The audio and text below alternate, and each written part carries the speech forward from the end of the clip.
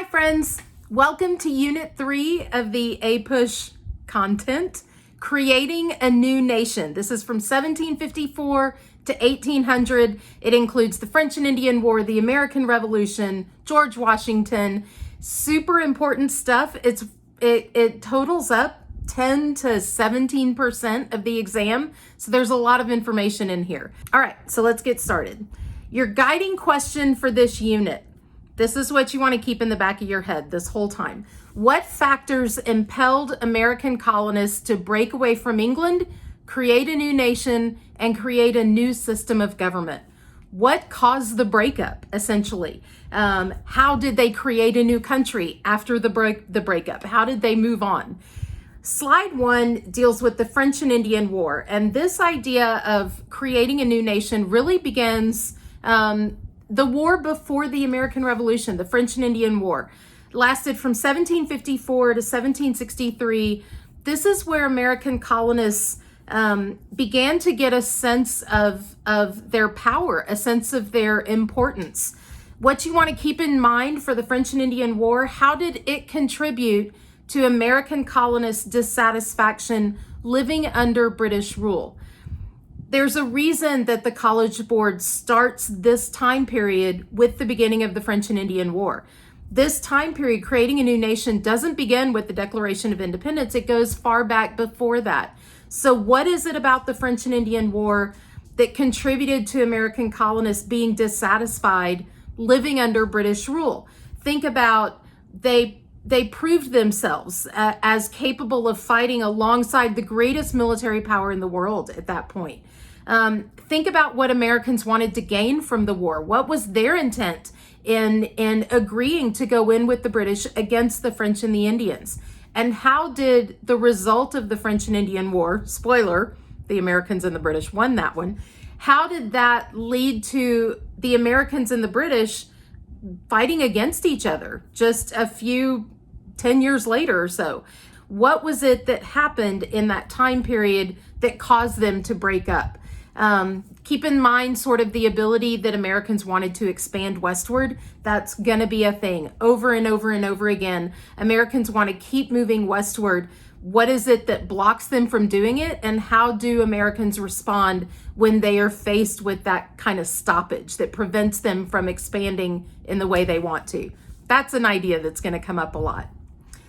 Second issue is taxation without representation. We've heard this since elementary school. So this cry of Americans, no taxation without representation, what does that mean? In the sense of the British perspective, they were like, you guys are represented. Y'all are represented in Parliament. We're all represented in Parliament. Americans didn't think that was good enough. There wasn't an American citizen sitting in Parliament specifically speaking on behalf of the Americans. What were the specific tax policies that the American colonists felt were wrong, that they felt were directed against them? The Navigation Acts, the Sugar Act, the Tea Act, the Boston Port Act after the Boston Tea Party. How did they feel that the British government was punishing them simply for being Americans? They felt that they were being treated differently from British citizens back in the homeland, and that sort of started to fuel that anger and that frustration against the British government. Think about the philosophical foundations of the American Revolution. It's not just about territory. It's not just about a seat in Parliament. It's not just about these tangible things. There's also ideas. When we think about what it means to be American, we think about certain freedoms and liberties, and those are rooted. Those come out of the Enlightenment period. The Enlightenment in Europe had taken hold by the mid-1700s, and those ideas were making their way across the Atlantic to the United States. Specifically, make sure you know the major ideas of Hobbes, Locke, Rousseau, the Enlightenment ideas of individual rights and personal liberties, that everybody's born with these individual rights. Think about those philosophical ideas that encouraged Americans to break away from England. For many Americans who chose to side with the Patriots, with the colonists, It was about creating a more perfect union. It was about creating a more perfect government. So what are those specific ideas about what they felt a more perfect government would look like? Because they clearly didn't feel like they had it with England. The course of the war and the American Revolution, the AP content is not going to focus specifically on a lot of battles. They typically don't care about flanking maneuvers and who engaged with what division. It's not a military history class. So you don't need to know a lot of the specific details of the war itself, but you do need to know the timeline. You need to understand the major engagements. Important. Make sure you understand the American advantages, the American disadvantages, the British advantages, and the British disadvantages.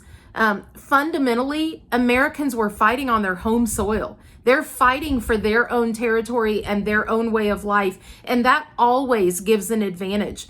But the disadvantage was Americans were going up against the biggest, most powerful military in the world. This is a formidable force. It's not like the Americans had any expectation of winning this war from a military standpoint. When you talk about the course of the war itself, it's not just who won the Battle of Bunker Hill or who won the Battle of Yorktown or what was the turning point of the war. Those are important, and you do need to know that.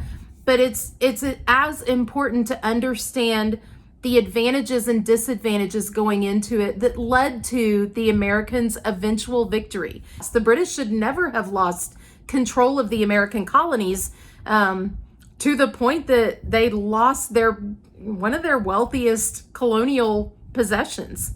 Doesn't seem like it should have happened, and yet it did. Think about the influence of revolutionary ideas.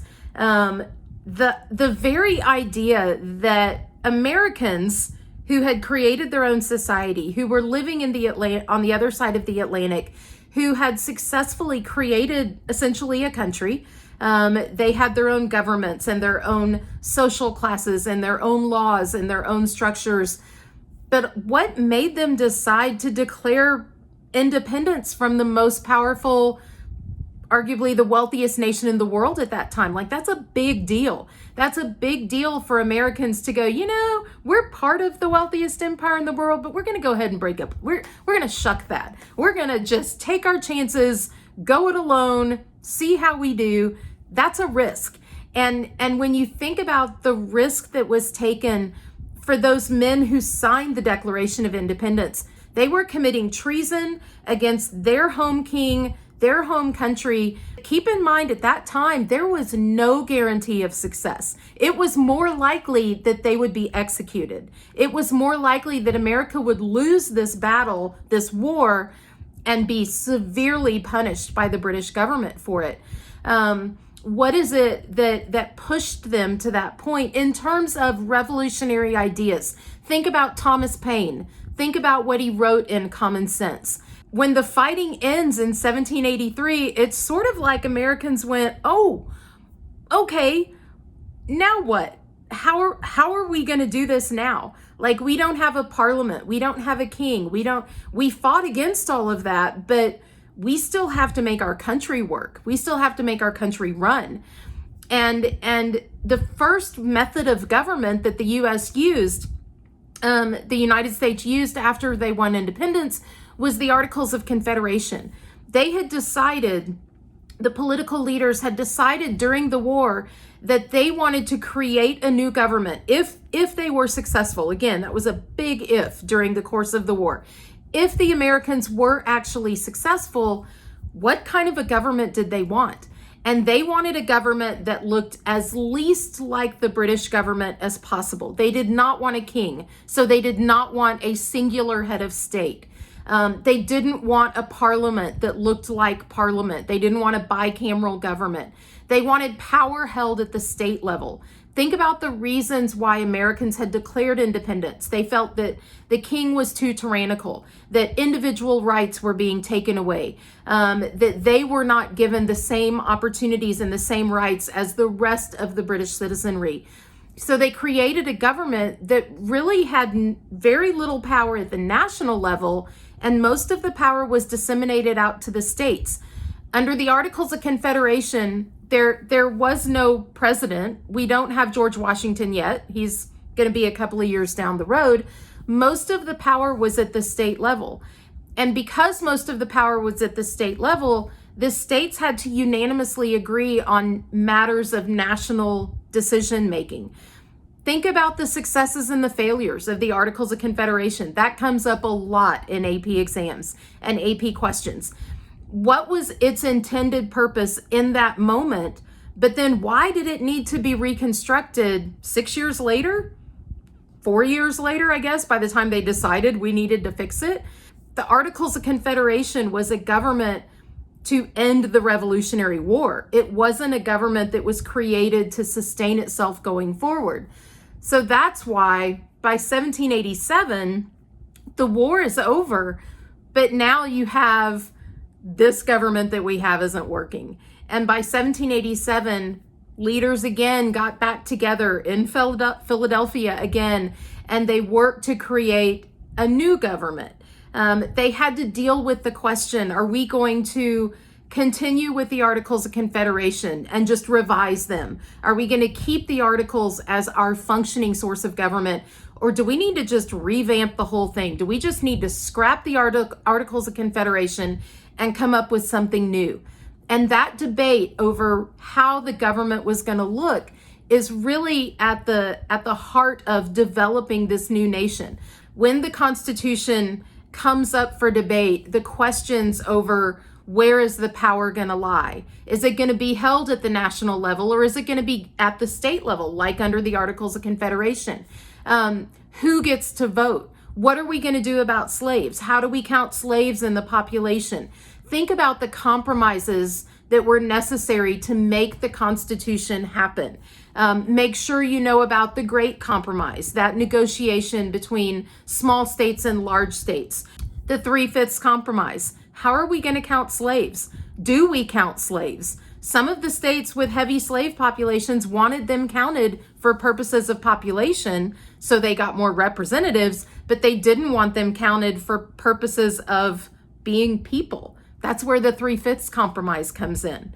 Think about the Electoral College. There was a very real fear that if the general public got to vote and choose the president, they would make a really bad decision. The Electoral College was put in place to, if necessary, override the public vote. All of those debates over ratification really are at the heart of what creates this new nation and what allows the United States to become the United States. It allows the opportunity to grow, to establish itself.